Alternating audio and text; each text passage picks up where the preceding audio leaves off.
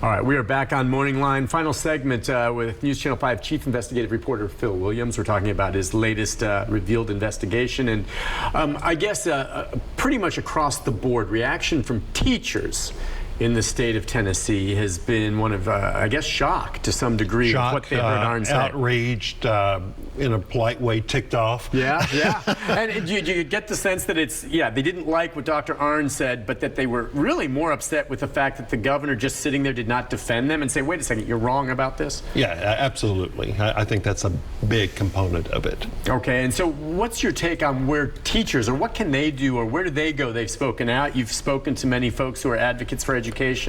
This is the type of thing that teachers will say, we've been telling you this all along. We've been telling you that there's a war against teachers. You know, some people out there, you know, describing teachers as, quote, groomers.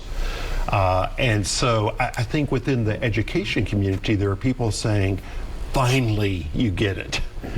You get what we're facing. You get why we're fed up. You get why some of us are leaving the profession. And so that's generally the reaction I have received from the education community. And the big picture here, you touched on it. You know, we have this university, Hillsdale, looking to put charter schools in other states, same way. And it's an effort to in some ways modify or change the curriculum that you and I learned? It is, because there is some curriculum that, you know, okay, let me first say this. There are probably some teachers who have gone too far with, you know, some of their comments in the classroom, how they've handled certain situations, but then that gets turned into a blanket indictment of the entire educational system.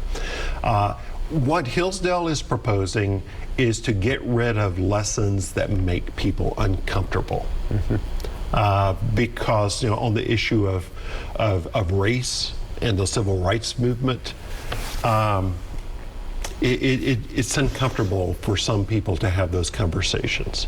You know, the civil rights movement was needed in this country.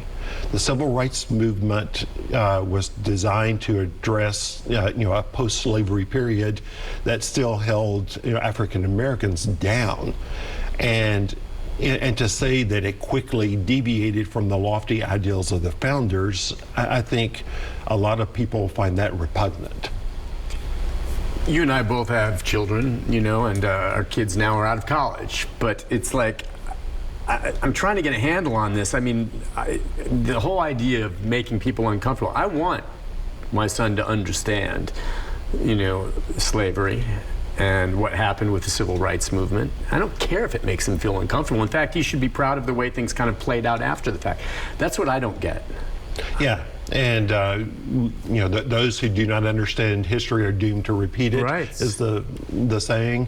And so there are things in our history that should make us uncomfortable. Right. Not to whitewash, quite literally. So where do we go from here? Your sense, you're working other stories. How does this story move forward in your mind in the coming days and weeks? Well, here's the interesting thing for me is that the conservative legislature was fine with this notion of, quote, school choice, charter schools, vouchers, as long as it didn't affect their counties.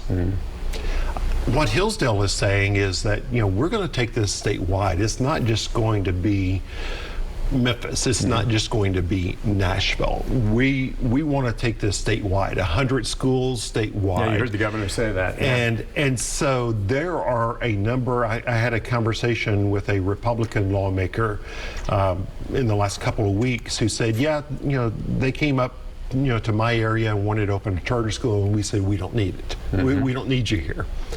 And so I think that's the dynamic that we're going to be watching in the months ahead is, okay, now that it's potentially affecting their districts, are some of these Republican lawmakers going to say, hold on, let's not go so fast? And you talk about the lawmakers. I'm just curious, getting it down to the grassroots area, what role can parents play one way or the other? I know if I was in this situation with my son and there was an option for a school teaching a curriculum along these lines that doesn't tell all, my son's not going there.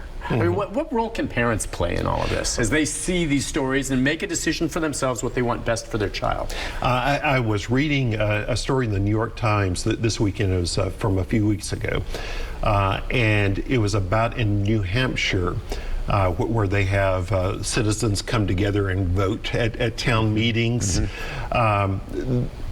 People had become complacent. And so this fringe group came in and basically said, we're going to dismantle public education. We're going to slash the budget dramatically. And for the people in that community, once that vote was taken, that was a wake-up call. That, you know, if we want to protect our schools, we're going to have to be involved.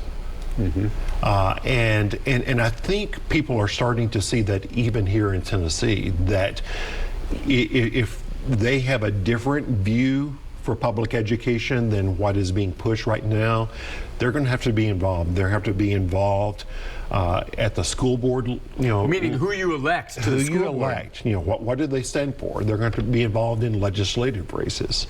And I think this has been a bit of a wake-up call, you know, as one of my sources who was formerly part of this, quote, school choice movement said, this is what they've been saying in private for years. You just got them on camera saying what they've been saying in private for years. And that's really the key, is to get the information. That's why it was that. Really, what kind of story do you have without that video? Oh, a story that a lot of people would not have believed. Yes. If you had quotes saying, well, we heard he said this, but that's all it was. But to see it and to have that come about. Is there more video to come? I do have video that I haven't used. Okay. I'm working on other angles. Okay. But there definitely is some video that will probably see the light of day at some point. More. So there will be more stories coming about. And you've told me too, and again, thank you for coming on this morning. Phil is a very busy guy. But as far as reaction to this and the calls, and remind folks, I mean, you guys do with the I-Team take an awful lot of tips to a tip line and online that comes to you. What's that been like in the aftermath of these stories? We've heard from a lot of people with opinions, but we're also hearing from more insiders. And so I think there may be more stories to come out of this. And by the way, the email address is investigate@newschannel5.com. Okay, and I would say that all of the tips that come in there, you try to look. You can't possibly respond necessarily to all of them, but you look at them. That's what I always tell. I get tips. I say, look, I read them all. I can't always get back, and I can't promise you I'm always going to do a story on them, right? Right. But you know, if people have audio recordings, video recordings, if people have documents, emails from inside, you know, these sorts of movements, you know, we always want to take a look at those. And as far as this week's concerned, I know you pay close attention to the governor's schedule. Do you anticipate maybe any opportunity to talk to him again? Do you think there's any chance that he may now, after sitting down and looking at this, come back with a more substantive response? I really don't know how to predict that. I checked over the weekend with our newsroom staff, and the last I heard, he had not announced a public schedule for this week. So no public schedule, but like I said, you tried to get him last week. If he's not willing to come forward with anything more, if you were to find him again to ask him, you'd probably get the same thing at this point. He's pretty much stuck to what he said from the very beginning, right? Has there been a single denial? But he'll say he supports teachers. Any denial yet or repudiation of what the Hillsdale president said? Not of what he says and not of what the curriculum teaches. None at all. And again, as you said, Dr. Larry Arnn really hasn't responded to any of this from up in Michigan. Just kind of statements defending his support for teachers. Phil, thank you for coming on. Absolutely. It's a pleasure having you on. Really do appreciate it. I look forward to more of the stories coming down the line, and hopefully you'll come back on again when you have time. And bring coffee. I owe you one now. Every once in a while, he'll run into the newsroom and say, Nick, can I borrow a K-Cup? So I'm glad to do that. Thank you, Phil. All right, we'll take a break. I will be back with a programming note about tomorrow and further programming today on News Channel 5 you won't want to miss.